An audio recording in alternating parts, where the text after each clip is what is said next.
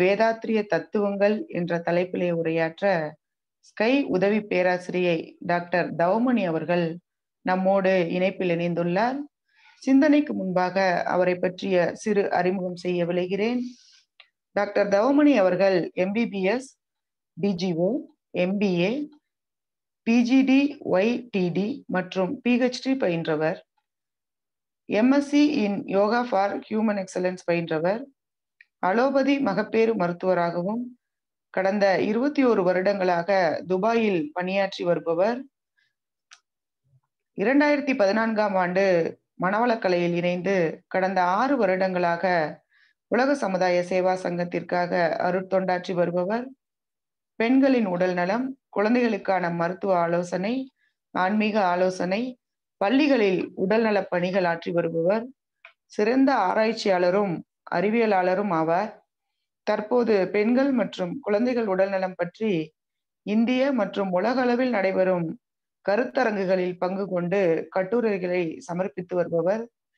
இத்தகைய சிறப்புமிகு டாக்டர் தவமணி அவர்களை உலக சமுதாய சேவா சங்கம் கர்நாடக மண்டலத்தின் சார்பிலும் இணைப்பில் இணைந்துள்ள உங்கள் அனைவரின் சார்பிலும் வரவேற்று வாழ்த்தி இத்தலத்தை அவர் வசம் அளிக்கிறோம். வாழ்க வளமுடன்மா. மிக்க நன்றி ரம்யா அம்மா. வாழ்க வையகம், வாழ்க வையகம், வாழ்க வளமுடன். அன்னைக்கு வணக்கம், தந்தைக்கு வணக்கம், ஆசான் அருள் தந்தை வேதாத்ரி மகர்ஷி அவர்களுக்கு வணக்கம். அருட்பேராற்றல் இரவும் பகலும் எல்லா நேரங்களிலும் எல்லா இடங்களிலும் எல்லா தொழில்களிலும் உறுதுணையாகவும் பாதுகாப்பாகவும் வழிநடத்துவதாகவும் அமையுமாக. உலக சமுதாய சேவா சங்கம் கர்நாடக ஜோன் ஆத்ம சங்கமா உங்கள் அனைவருக்கும், இங்கு கூடியுள்ள உங்கள் அனைவருக்கும் துபாயிலிருந்து வாழ்த்துக்களையும் வணக்கத்தையும் தெரிவித்துக் கொள்கிறேன். இந்த ஆத்ம சங்கமாவோட ஒரு ஸ்பெஷாலிட்டி என்னன்னா, இங்கதான் நம்ம 3 லாங்குவேஜ்ல நம்ம வேதாத்திரியம் தத்துவத்தை பத்தி நம்ம சிந்தனை உரை பண்ற. கன்னடா, தமிழ், இங்கிலீஷ். என்னுடைய லக்கு 3 லாங்குவேஜ்லயும் என்னால கொடுக்க முடியுது. ஏன்னா மகர்ஷி வேதாத்ரியோட தத்துவங்கள் அந்த அளவுக்கு சிம்பிளா இருக்கு. நம்ம லாங்குவேஜும் நம்ம இம்ப்ரூவ் பண்ணிக்கிறோம். நிறைய இங்கிலீஷ் வேர்ட்ஸ் இருந்தாலுமே டெஃபினட்டா தமிழ் எல்லாத்துக்குமே புரியும். நான் பேசுற தமிழ் எல்லாத்துக்கும் புரியும். ஏன்னா நான் பிறந்து வளர்ந்தது பெங்களூர்ல. இன்னைக்கு ரம்யா அம்மா நமக்கு அற்புதமா தவம் செஞ்சு கொடுத்தாங்க. மகர்ஷியோட மெயின் தத்துவமே அதுதான். நம்ம தவம் செய்ய செய்ய நாம யார், நம்ம ஏன் இந்த உலகத்துக்கு வந்தோம் அப்படின்ற ஒரு முக்கியமான ஒரு பர்பஸ் ஆஃப் லைஃப் நம்மளுக்கு. ஏன்னா ஒருத்தரும் அவங்கவுங்க சிந்தனையை தான் நம்ம இம்ப்ரூவ் பண்ணிக்கணும் இல்லைங்களா? அந்த மாதிரி பண்ணும்போது நம்மளுடைய பர்பஸ் ஆஃப் லைஃப் தெரியுது. இந்த பர்பஸ் ஆஃப் லைஃப் நம்ம அனுபவிக்கணும், தெரிஞ்சுக்கணும்னா நம்மளுடைய உடல் ஆரோக்கியம் ரொம்ப நல்லா இருக்கணும். ஏன்னா உடல் ஆரோக்கியம் நல்லா இருக்கணும்ன்றதுதான் என்னுடைய மெயின் டாபிக் இல்லைங்களா? நான் அலோபதி டாக்டர், பெண்கள் குழந்தைகளுடைய ஆரோக்கியம் இல்ல நான் 30 இயர்ஸா சர்வீஸ் பண்ணிட்டு வரேன். சோ இப்போ இந்த பார்க்கும்போது நம்ம உடல் கெட்டு போன பிறகுதான் நம்ம கிட்ட வராங்க. டிசீஸ் வந்த பிறகோ இல்ல பெயினோ வந்த பிறகுதான் வராங்க. பட் ஆனா மகர்ஷி பிரிவென்டிவ் ஹெல்த், நம்ம உடல் ஆரோக்கியமா இருக்கிறது எப்படி, மனம் ஆரோக்கியமா இருக்கிறது எப்படி, உயிர் நலம் ஆரோக்கியமா இருக்கிறது எப்படி. ஏன்னா இந்த 3மே ஒண்ணு சேர்ந்து நம்ம ஆரோக்கியத்தை நிலைநாட்டி வந்தாதான் நம்ம பர்பஸ் ஆஃப் லைஃப் அடைய முடியும். இப்ப prevention is better than cure இல்லைங்களா? அதுதான் மகர்ஷி நமக்கு ரொம்ப சிம்பிளிஃபைட் பிசிக்கல் எக்ஸசைஸ் நமக்கு சொல்லி கொடுக்குறாரு. அவருடைய தத்துவங்கள்ல ஃபர்ஸ்ட் தத்துவமே நான், சமுதாயம், இயற்கை. இந்த 3 ஒன்று வாழ்ந்தாதான் நம்ம பர்பஸ் ஆஃப் லைஃப் நம்ம அடைய முடியும். நாம் பிறந்த பிறவியின் பயனை நம்ம அடைய முடியும். அப்ப தான், சமுதாயம், இயற்கை அப்படிங்கும்போது தான் அப்படின்னா செல்ஃபிஷ் இல்ல, நம்மளுடைய உடல் ஆரோக்கியமா வச்சிருக்கணும், நம்மளுடைய உயிர் நலம் ஆரோக்கியமா வச்சிருக்கணும், நம்மளுடைய மனநலம் ஆரோக்கியமா வச்சிருக்கணும். உடல் நலத்துக்கு எளிய முறை உடற்பயிற்சி, அப்புறம் காயக்கல்பா செய்யறோம். உயிர் நலத்துக்கு காயக்கல்பா செய்யறோம் இல்லைங்களா. மன நலத்துக்கு தான் நம்ம தவமும் அகத்தாய்வு தற்சோதனை இதெல்லாம் நம்ம செய்யறோம். இன்னைக்கு நாம வந்து வாழ்க்கை தத்துவத்துல வந்து உடல் நலத்துக்கு பத்தி தான் நம்ம சிந்திக்க இருக்கிறோம். இங்க என்ன ஒரு மார்ஷியோட தத்துவத்துல ஒரு இதுன்னா, நம்ம பேசுறோம் இன்னைக்கு, ஆனா அதை பிராக்டிக்கலா வந்து நம்ம வந்து ஃபாலோ பண்ணலாம். ஏன்னா அந்த அளவுக்கு வந்து சிம்பிளா இருக்கு.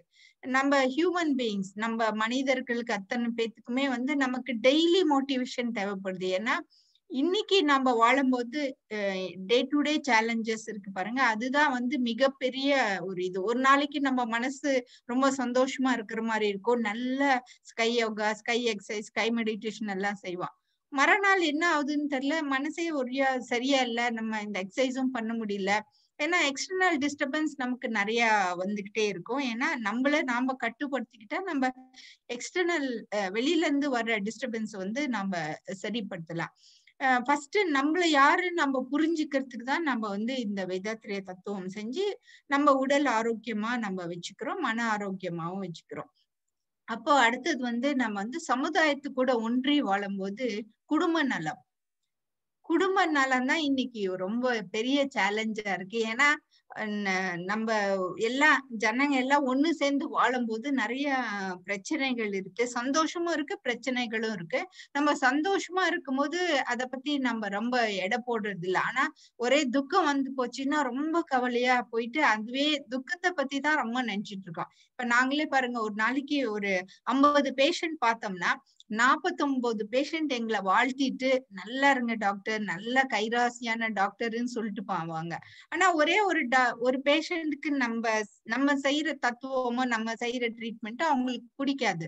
சோ அவங்க வந்து வேற ஏதோ நமக்கு நெகட்டிவ் சொல்லிட்டு போனா அன்னைக்கு ஃபுல்லா நமக்கு வந்து மனசுல வந்து அதுவே பதிஞ்சு இருக்கும். 49 பேர் நம்மள வாழ்த்திருக்காங்க. நம்மளால மார்ஷியோட தத்துவத்துல நான் என்னால் முடிந்த உதவியை அடுத்தவர்களுக்கு செய்யறேன். அவங்க வந்து உடலாலோ மனதாலோ நான் எந்த கஷ்டமும் கொடுக்க மாட்டேன், ஆனா கஷ்டப்படுறவங்களுக்கு நான் உதவி செய்யறேன் அப்படின்னு சொல்றாங்க.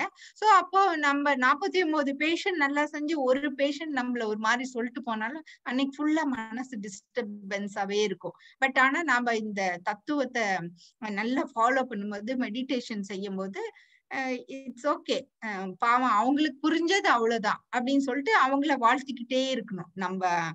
நம்மள பிடிக்கலன்னா கூட அடுத்தவங்களை வந்து நம்ம வாழ்த்திக்கிட்டே இருக்கணும். அதுதான் வந்து நம்ம குடும்ப நலமும் சரி, நம்மளுடைய ப்ரொஃபஷன் நலமும் சரி. நம்ம வந்து வெளியில இருந்து நமக்கு ஏதாச்சும் டிஸ்டர்பன்ஸ் வந்துச்சுன்னா நம்ம வந்து அதுக்கு வந்து வாழ்த்திக்கிட்டே இருக்கணும். அவங்கள பத்தி என்னைக்குமே வந்து நெகட்டிவா நம்ம ரொம்ப எதுவும் பேசக்கூடாது. அடுத்தது நட்பு நலம். நம்ம ஃப்ரெண்ட்ஷிப் வந்து ரொம்ப இம்பார்ட்டன்ட். ஏன்னா நட்புங்கிறது வந்து வீட்லயும் நம்ம நட்பா இருக்கலாம். நம்ம வந்து ஒரு அதிகாரமா நான் தான் வீட்டுல பெரியவன், என்ன நான் தான் ஆம்பளை, நான் தான் இந்த வீட்டுக்கு மாமியாரு, நான் தான் எல்லாம் செய்யணும் அப்படின்ற ஒரு அதிகாரத்தோட செய்யறத விட நட்போட நம்ம வந்து நல்ல எல்லா வீட்லயும் நல்லன்னு வச்சுக்கலாம். அதே மாதிரி நம்ம தனி மனிதனின் அமைதி உலக அமைதின்ற மாதிரி நம்ம வந்து குடும்ப அமைதி இருக்கும்போது ஆட்டோமேட்டிக்கா வந்து உலக அமைதி வருது.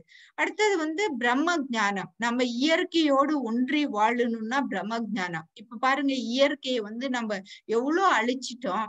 அப்போ அழிக்க நமக்கு வந்து நெகட்டிவ் திங்ஸ் தான் நமக்கு வந்திருக்கு. சோ இயற்கையை எப்படி காப்பாற்றணும், நம்ம சுற்றுச்சூழல் புறத்தை நம்ம எப்படி நல்லா வச்சிருக்கணும். ஏன்னா நம்ம இயற்கையை பத்தின நமக்கு இம்பார்ட்டன்ஸ் தெரியும் போது நம்ம கண்டிப்பா அதை வந்து நம்ம காப்பாத்துவோம். பூமி மட்டும் இல்ல, தண்ணி மட்டும் இல்ல, நம்ம ஆகாசத்துலயும் இன்வைட் பண்ணிட்டோம். ஆனா ஆகாசத்துல பாருங்க என்னென்ன இருக்கு, எவ்வளவு அற்புதமான திங்ஸ் எல்லாம் நம்ம ஆகாசத்துல இந்த மெடிடேஷன்ல இருந்து நம்ம கத்துக்கிறோம் இல்லைங்களா. நிறைய நம்ம சிந்திக்கும் போது ஆட்டோமேட்டிக்கா நம்மளுக்கே நிறைய புரிதல் வருது. அடுத்தது வந்து இப்ப நம்ம ஏன் பிறந்தேன், ஏன் வாழற அப்படின்றத பத்தி நாம சிந்திச்சுக்கிட்டே இருக்கணும். ஏன்னா அப்பதான் வந்து நம்ம அடுத்தவங்க வெளியில டிஸ்டர்பன்ஸ் வந்து நமக்கு வந்து நிறைய வராது. அப்போ 12 வாழ்க்கை தத்துவத்தை பத்தி இன் டீட்டெயிலா நமக்கு சொல்றாரு. நமக்கு வேண்டியதெல்லாம் 3 தேவைகள் தான். அந்த 3 தேவைகள்ல வந்து ஒண்ணு பசி, தாகம், அப்புறம் வெப்பத்துல இருந்து நம்மள காப்பாத்திக்கணும். ரொம்ப சூடா இருந்தாலும் சரி, ரொம்ப கோல்டா இருந்தாலும் சரி, நம்மள வெப்பத்துல இருந்து காப்பாத்திக்கணும். அப்புறம் நம்ம உடம்புல இருக்கிற கழிவு பொருட்களை வந்து நம்ம அன்னன்னைக்கே வெளியேற்றிடணும். மனசுலயும் கழிவு பொருட்கள் நிறைய இருக்கு. அதே மாதிரி உடம்புலயும் பிசிக்கலாவும் நிறைய எக்ஸ்கிரீஷன் பண்ணி ஆகணும் நம்ம. சோ நம்ம பசி தாகம் வந்து பேசிக் நீட் இல்லைங்களா? பசி வந்தா பத்தும் பறந்து போயிடும் அப்படிங்கிறோம் இல்லைங்களா? அந்த மாதிரி நம்ம பசிக்கு வந்து ஆகாரம் சாப்பிடுறது ரொம்ப இம்பார்ட்டன்ட். ஏன்னா ஃபுட் இஸ் மெடிசன். நம்ம இப்ப பாத்தீங்கன்னா இந்த மாடர்ன் லைஃப் ஸ்டைல்ல அந்த காலத்துல வந்து பசி எடுத்தா வேட்டையாடி சாப்பிட்டுட்டு இருந்தாங்க. அப்படியே கொஞ்சம் கொஞ்சமா மனிதனுடைய ஆறறிவு இன்க்ரீஸ் ஆக ஆக இன்னைக்கு வந்து ரொம்ப ரேர். நம்ம பசி எடுத்து சாப்பாடு சாப்பிடுறது வந்து ரொம்ப ரேர். அதுவும் யங்ஸ்டர்ஸ் சின்ன பசங்களுக்குன்னா பசின்னா என்னன்னே தெரியாத அளவுக்கு வந்துடுச்சு. ஆனா உலகத்துல பாத்தீங்கன்னா டிஃபரன்ஸ் நிறைய குழந்தைங்க நிறைய பேரு பசியால இறந்தே போயிடுறாங்க. பசியால டிசீசஸ் வருது. பசியால வியாதி வந்து எங்ககிட்ட ஆஸ்பத்திரிக்கு வராங்க. ஏன்னா அவங்க பசி, அவங்களால 3 நாளா சாப்பிடல, அதனால அவங்களுக்கு வந்து சில வியாதிகள் வந்துடுது.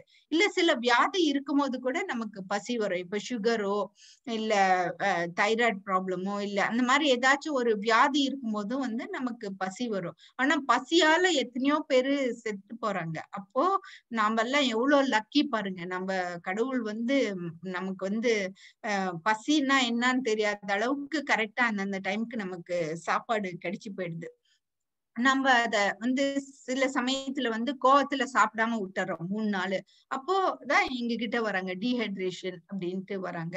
அப்புறமேட்டு சிலர் வந்து ஃபாஸ்டிங்கும் செய்யறாங்க. ஃபாஸ்டிங் வந்து நம்ம மனசால நம்ம ப்ரிப்பேர் பண்ணிக்கிட்டோம். இந்த மாதிரி நான் வந்து விரதம் இருக்க போறேன் அப்படின்னு சொல்லிட்டு. அப்ப வந்து நமக்கு பசி எடுத்தாலும் வந்து நமக்கு வந்து புரியாது. அது எப்படி?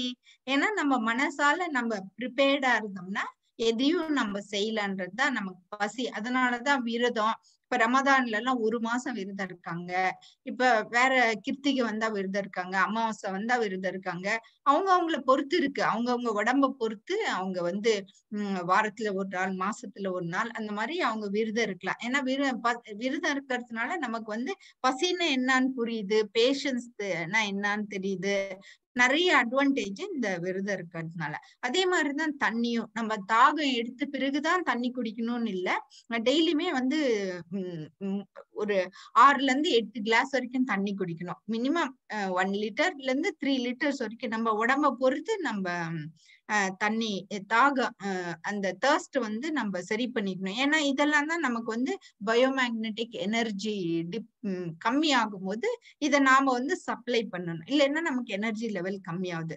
அதே மாதிரிதான் வெப்பமும் வந்து உங்களுக்கே தெரியும். இப்ப வந்து ரொம்ப கோல்டா இருக்கும்போது நம்மளால மெடிடேஷனும் பண்ண முடியாது, நம்மளால எது மேலயும் கான்சென்ட்ரேட் பண்ண முடியாது. வேண்டிய அளவுக்கு நம்மளுக்கு ப்ரொடெக்ஷன் இருக்கணும். அதனாலதான் நம்ம வீடு கட்டுறோம், நல்ல துணிமணிகள் வாங்குறோம்.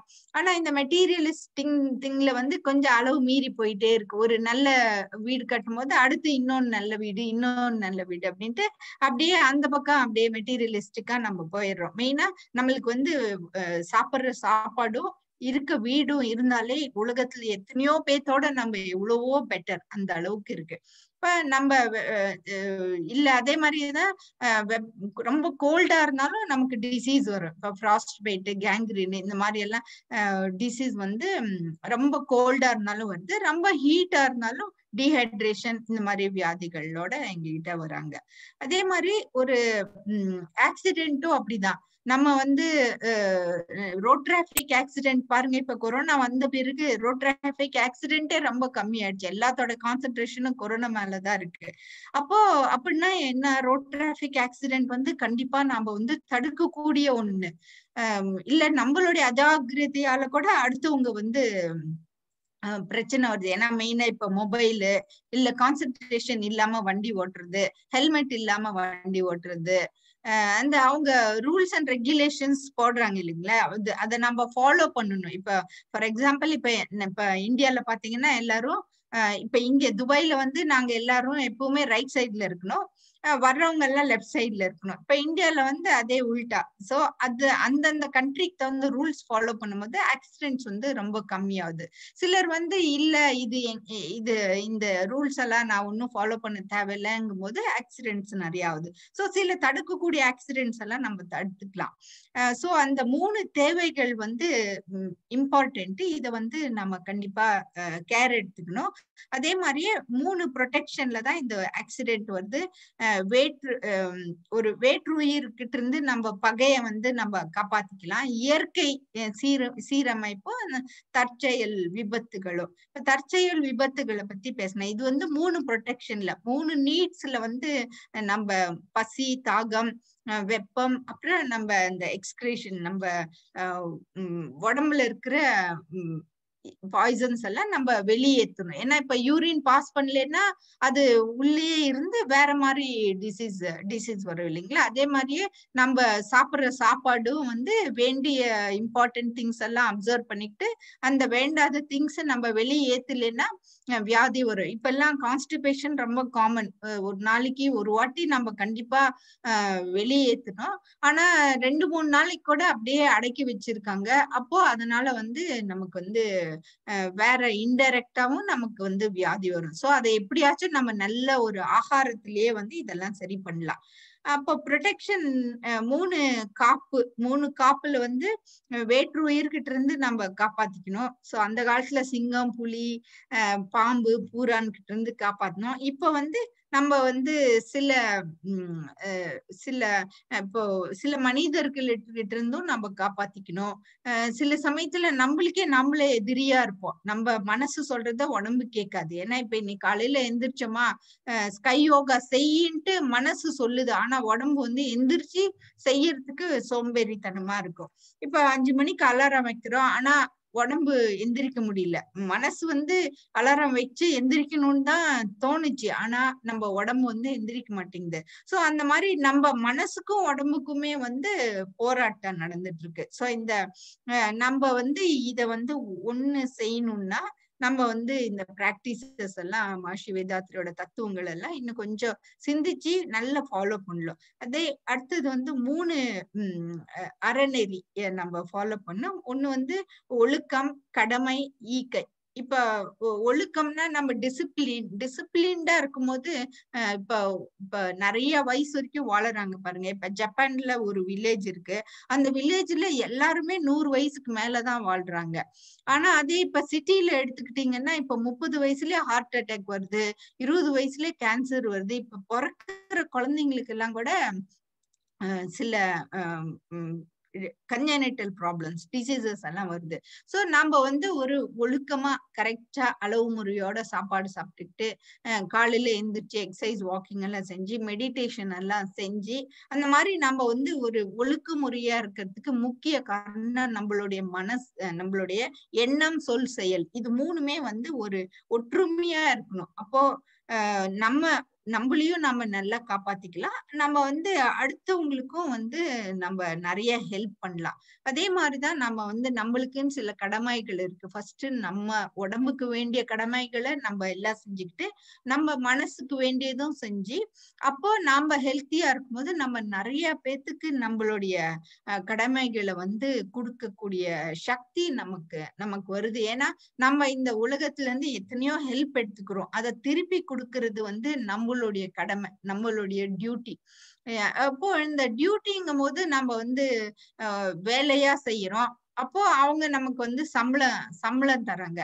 சோ இந்த டியூட்டி வந்து நம்ம கவர்மெண்ட் ஆபீஸ்ல ஒர்க் பண்ணலாம், இல்ல ஆஸ்பத்திரியில ஒர்க் பண்ணலாம், இல்ல நம்ம வந்து சயின்டிஸ்டா சயின்ஸ் பக்கம் இருக்கலாம், இல்ல நம்ம ஃபார்மிங்க்கு நம்ம ஹெல்ப் பண்ணலாம். இந்த மாதிரி நம்ம வந்து வாழ்க்கைக்கு வேண்டிய முக்கியமான இதுல நம்ம இருந்தா பெட்டர். ஏன்னா இப்ப பாருங்க, இப்ப சில திங்ஸ் எல்லாம் நம்ம வாழ்க்கைக்கு தேவையில்லை. இப்ப கோக் தேவையில்லை, பெப்சி தேவையில்லை, சிகரெட் ஸ்மோக்கிங் தேவையில்லை, ஆல்கோஹால் தேவையில்லை. நம்ம இந்த மாதிரி தொழில்ல நம்ம வந்து ஈடுபட்டு அது வந்து டியூட்டியும் இல்ல சேரிட்டியும் இல்ல. சோ அப்போ நம்ம என்ன தொழில் செய்யறோன்றதும் வந்து நம்ம கொஞ்சம் கேர்ஃபுல்லா நம்ம அனலைஸ் பண்ணும்போது நம்ம மனசு வந்து நிம்மதியா இருக்கும். அடுத்தது சேரிட்டின்னு வரும்போது நம்ம ஈகை நம்ம வந்து நார்மலா காசு சம்பாதிக்கும் போது 1% நம்ம சேரிட்டியா நம்ம கொடுக்கணும். அடுத்தது வந்து நம்ம சேரிட்டி வந்து வேற விதத்துல கூட நம்ம ஜனங்களுக்கு வந்து கொடுக்கலாம். அப்போ சேரிட்டினா அன்னதானம், ரத்த தானம், இல்ல நம்மளுடைய டைம் அடுத்தவங்களுக்கு கொடுக்கலாம், இல்ல நம்மளுடைய நாலேஜ் அடுத்தவங்களுக்கு கொடுக்கலாம். அந்த மாதிரி வந்து நம்ம எந்த விதத்துல வேணாலும் நம்ம சர்வீஸ் பண்ணல. ஏன்னா உலகத்துல நிறைய பேத்துக்கு நம்ம சர்வீஸ் தேவைப்படுது. நம்ம வந்து தொழில முடிச்சிட்டு நம்ம வந்து சர்வீஸ் பண்ணணும். இப்ப இன்னைக்கு பாருங்க, நான் பை சான்ஸ் இந்த வீக் டேஸ்ல எடுத்துட்டேன். யூஸ்வலா ஃப்ரைடே சாட்டர்டே தான் எங்களுக்கு இங்க எல்லாம் லீவ் இருக்கும், அன்னைக்குதான் நான் எடுப்பேன். ஆனா இன்னைக்கு கரெக்டா அவங்க ஆல்ரெடி மெடிடேஷன் வரைக்கும் வந்துட்டாங்க. ஆனா பேஷண்ட் வந்து பாவம் அவங்களுக்கு நிறைய டவுட் இருக்கு. அவங்க கேட்கும் போது எனக்கு இங்க கமிட்மெண்ட் கொடுத்துட்டோம், பட் ஆனா அந்த பேஷண்ட் இல்ல சீக்கிரம் போங்க அப்படின்னு சொல்ல முடியாது. சோ அப்போ வந்து ஒரு அந்த பக்கம் டியூட்டியும் முடிச்சுட்டு இந்த பக்கம் நம்ம வந்து சர்வீஸும் செய்யணும். ரெண்டு பக்கமும் நம்ம பேலன்ஸ்டா இருக்கணும். சோ நம்ம அத மனசுல அந்த ஒரு தாட்ஸ் போடும்போது கரெக்டா அந்த டைம்க்கே அந்த பேஷண்ட் ஓகே டாக்டர் தேங்க்யூன்னு சொல்லிட்டு அவங்க வந்துட்டாங்க. நான் கரெக்டா இவங்க ஆல்ரெடி இவங்க கூப்பிட ஆரம்பிச்சுட்டாங்க. அப்போ நான் இந்த பக்கம் நான் இங்க வந்தேன். சோ அந்த அளவுக்கு நம்ம வந்து எண்ணம் நல்லா இருந்தா கரெக்டா அந்தந்த டைமுக்கு நமக்கு வந்து அமையும். அதனாலதான் மகர்ஷி வந்து எண்ணம் நல்ல எண்ணமா நம்ம போட்டுக்கணும். இதேதான் லா ஆஃப் அட்ராக்ஷன்லயும் வந்து எல்லாரும் சொல்றதும் அதுதான். லா ஆஃப் அட்ராக்ஷன் நம்ம என்ன மாதிரி எண்ணம் பாசிட்டிவ் தாட்ஸ் போட்டுக்கிட்டே இருக்க நமக்கு வந்து பாசிட்டிவ் திங்ஸாவே நமக்கு நிறைய கிடைச்சிட்டே இருக்கும் வாழ்க்கையில. அப்புறம் அடுத்தது வந்து 3 அறநெறி அப்படின்னு சொல்றது மகர்ஷி. 3 அறநெறியில வந்து நமக்கு நம்பிக்கையோட எல்லாம் இருக்கணும், விளக்கம் நிறைய அண்டர்ஸ்டாண்டிங் இருக்கணும், நமக்கு விளக்கம் இருக்கணும், அப்புறம் முழுமை பேரு நம்ம பர்ஃபெக்ஷன் பண்ணிக்கணும். இப்ப வந்து நம்பிக்கைன்னா இப்ப எப்படி நம்ம அப்பா அம்மாவை நம்பி தானே இப்ப அப்பா நம்மள மேல தூக்கி போடும்போது எப்படியும் புடிச்சிருவாரு அப்படின்னு சொல்லிட்டுதான் ஒரு நம்பிக்கையோட இருக்கும். அதே மாதிரியே இப்ப கார்ல உட்காரும் போதும் சரி, இல்ல பஸ்ல உட்காரும் போதும் சரி, இல்ல பிளைட்ல உட்காரும் போதும் சரி, எப்படியும் அந்த டிரைவர் நம்ம வேண்டிய இடத்துக்கு நம்மள கூட்டிட்டு போய் விட்டுருவாருன்ற ஒரு நம்பிக்கையில தான் நம்ம வந்து அந்த வண்டியில உட்கார்றோம். அதே மாதிரிதான் இந்த வாழ்க்கை வண்டியும் அதே மாதிரிதான் ஒரு நம்பிக்கை, கடவுள் நம்பிக்கையோட தான் நம்ம வந்து இந்த ஊர்ல பிறந்திருக்கோம், இந்த உலகத்துல பிறந்திருக்கோம்.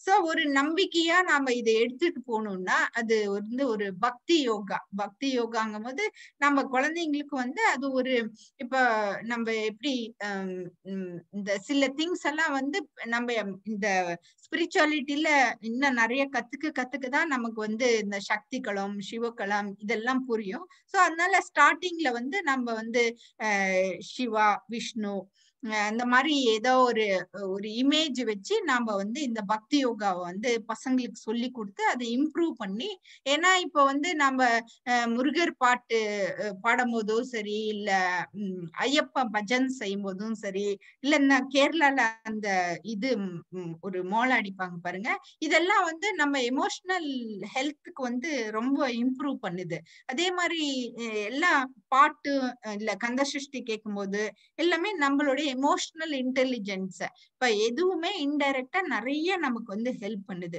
அந்த மாதிரி சில திங்ஸ் வந்து நம்ம நல்லா புரிஞ்சுக்கிட்டோம்னா நம்ம வந்து நிறைய நம்ம ஆரோக்கியமா இருக்கிறதுக்கு நிறைய சான்சஸ் இருக்கும். அதை வந்து பர்ஃபெக்ஷன் பண்ணணும், நம்ம வந்து அதை வந்து ஃபாலோ பண்ணணும். இப்ப வந்து டெய்லி நம்ம சிந்தனை உரை கேட்டுட்டு இதை வந்து ஃபாலோ பண்ணுவோம். இப்ப இந்த கொரோனா ஸ்டேஜ்ல பாத்தீங்கன்னா 8 மாசமா நம்ம நிறைய சிந்தனை உரை கேட்கிறோம். அதை வீட்டுல நம்மளால ஃபாலோ பண்ண முடியுதா அப்படின்னு நம்ம இன்ட்ரோஸ்பெக்ஷன் பண்ணும்போது நமக்கே தெரியும், ஆமா கரெக்ட், என்னால வந்து புரிஞ்சுக்க முடியுது, என்னால வந்து கண்ட்ரோல் பண்ண முடியுது. ஃபர்ஸ்ட் நம்மளதான் நாம கண்ட்ரோல் பண்ண முடியும் இல்லைங்களா? அந்த மாதிரி வந்து மகர்ஷி வந்து 12 தத்துவங்களை சொல்லி கொடுத்தாங்க. இதே மாதிரி உடல் ஆரோக்கியத்துக்கு அவங்க வந்து நோயில்லா வாழ்வு பத்தி அவங்க சொல்றாங்க. நம்ம நோயில்லா வாழணும்னாக்க நம்ம வந்து உடல் நலம், மிகப்பெரிய சொத்து.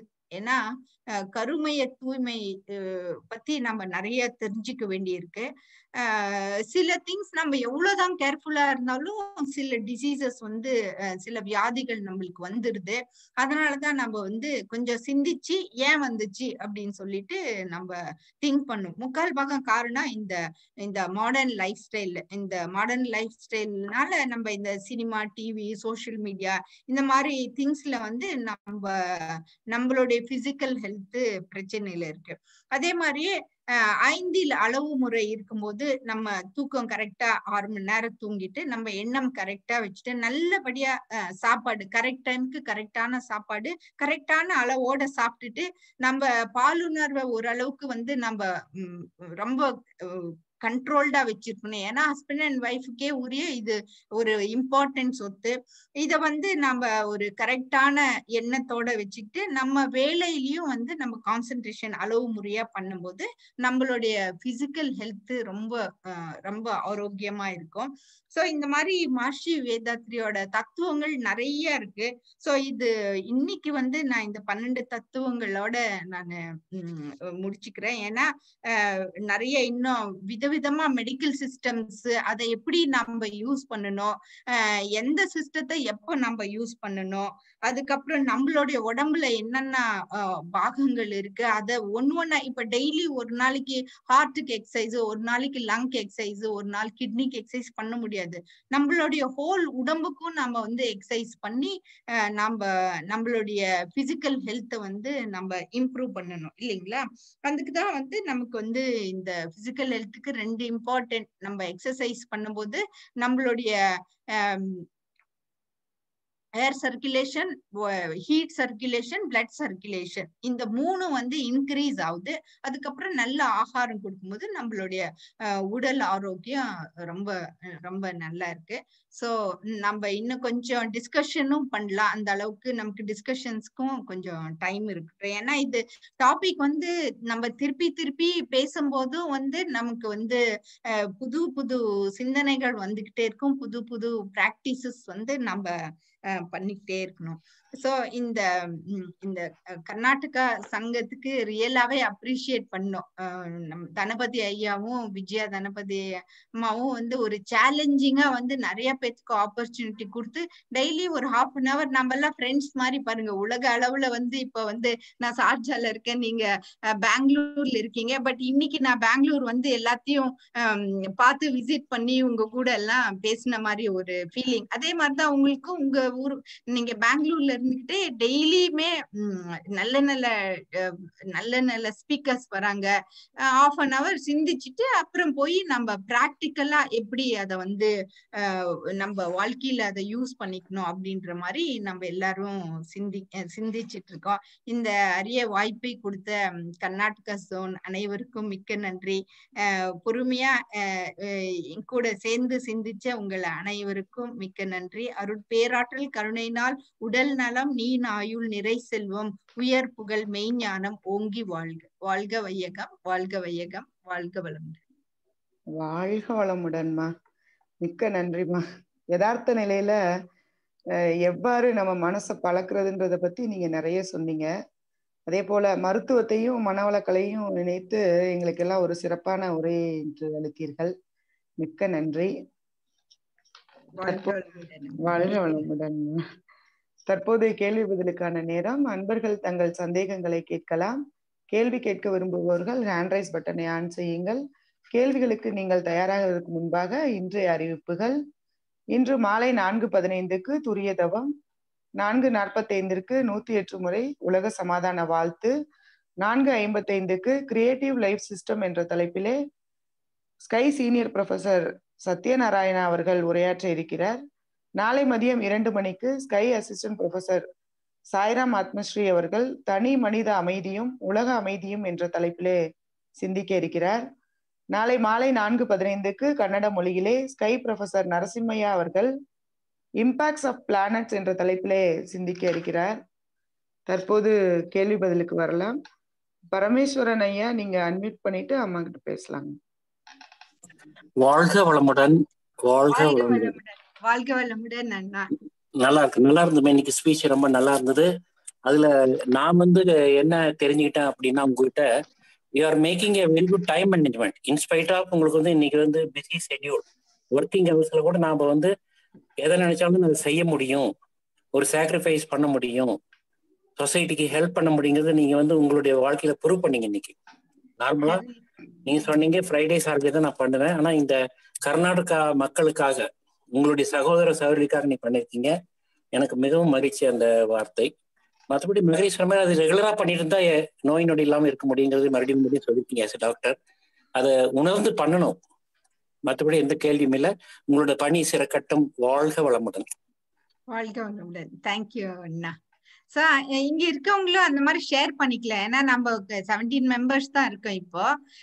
டைம்னால எல்லாம் போயிருப்பாங்க. சோ ஆப்பர்ச்சுனிட்டி, ஏன்னா இப்ப நம்ம ஆலியர்ல எல்லாம் பேசும்போது நிறைய பேத்துக்கு பதில் சொல்ல முடியாம அவங்க ரிட்டர்ன் போயிடுறாங்க டைம் ஷார்டேஜ்னால.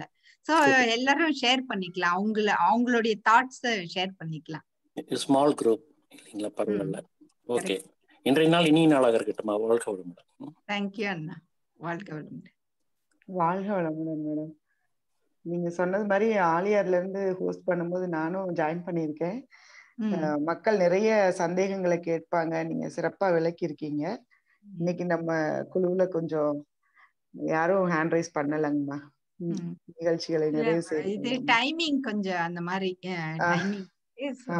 ப்ராப்ளம். நம்ம டெய்லி சிந்திக்கிறோம், அதுதான் இம்பார்ட்டன்ட் இல்லைங்களா? கண்டிப்பாம்மா, நீங்க சொன்னது மாதிரி டெய்லி ஒரு பிராக்டிஸ் கொடுக்குறோம், ஒரு பூஸ்ட் கொடுக்குறோம்.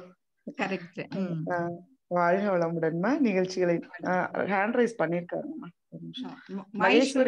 மகேஸ்வரி ரங்கநாதன் அவர்கள் அன்மியூட் பண்ணிட்டு அம்மா கூட பேசலாம். நீங்க ஒரு வாட்டி பண்ணா போதுமா, திருப்பி க்ளோஸ் ஆயிடுச்சு. அன்மியூட் பண்ண இப்ப. வாழ்க வளமுடன் டாக்டர் மேடம். உங்களுடைய service really almost all the alternate days you are busy in the zoom. வாழ்க வளமுடன். வாழ்க வளமுடன். தேங்க் யூ ஐயா. நமக்கு மார்ஷியோட பிரின்சிபல் சிந்திக்கிறதுக்கு நமக்கு ஒரு சான்ஸ் இல்லைங்களா? இது நம்ம பேசும்போது அதை எப்படி நம்ம பிராக்டிக்கலா போடணும்ன்ற ஒரு சேலஞ்ச் நம்மளுக்கும் இல்லைங்களா? ஜஸ்ட் பேசுறது ஒண்ணு, பிராக்டிக்கலா போடுறது ஒண்ணு, அது ரெண்டுமே ஒன்று சேரத்துக்கு ஒரு சான்ஸ் இல்லைங்களா? But interest and motivation, your own interest and serving to the society is a great madam. வாழ்க வளமுடன். வாழ்க வளமுடன். வாழ்க வளமுடன். வனஜா சுவாமிநாதன் அவர்கள் அன்மியூட் பண்ணிட்டு பேசலாங்கம்மா.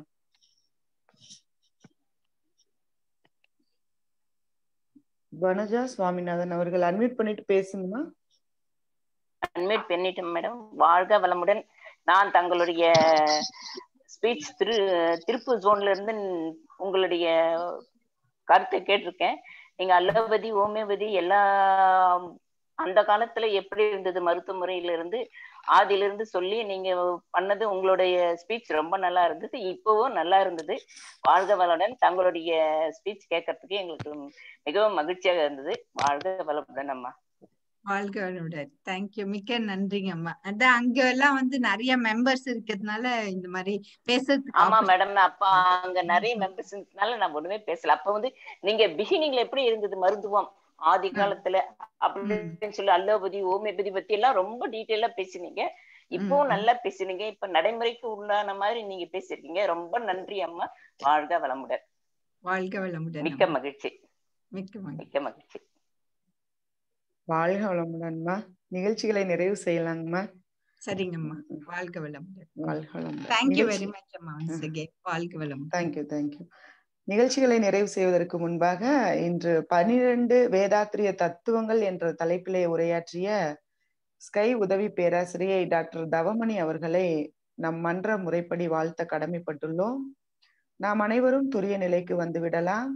இன்றைய சிறப்புரையாற்றிய ஸ்கை உதவி பேராசிரியை டாக்டர் தவமணி அவர்கள் வாழ்க வளமுடன். அவர்தம் உடல் நலம் வாழ்க வளமுடன். அவர்தம் அன்பு குடும்பம் வாழ்க வளமுடன். அவர்தம் ஆன்மீக சேவை வாழ்க வளமுடன். இன்றைய ஆத்ம சங்கம நிகழ்ச்சிக்காக இணைப்பில் இணைந்துள்ள அனைத்து மனவளக்கலை அன்பர்களும் அவர்களின் குடும்பங்களும் வாழ்க வளமுடன். கர்நாடக மாநிலத்தில் உள்ள அனைத்து மனவளக்கலை மன்றங்கள் அவற்றின் பொறுப்பாளர்கள், அவர்களின் குடும்பங்கள் வாழ்க வளமுடன். இந்நிகழ்ச்சி நடைபெற உறுதுணையாக இருக்கின்ற உலக சமுதாய சேவா சங்கம் கர்நாடக மண்டலத்தின் தலைவர் அவர்கள் வாழ்க வளமுடன். உலக சமுதாய சேவா சங்கம் கர்நாடக மண்டலத்தின் ஸ்மார்ட் துணைத் தலைவர் அவர்கள் வாழ்க வளமுடன். உங்களிடமிருந்து விடைபெறும் முன்பாக உலக நல வாழ்த்து. நாளை மீண்டும் 2 மணிக்கு இறையோடு இணையலாம். வாருங்கள். வாழ்க வளமுடன்.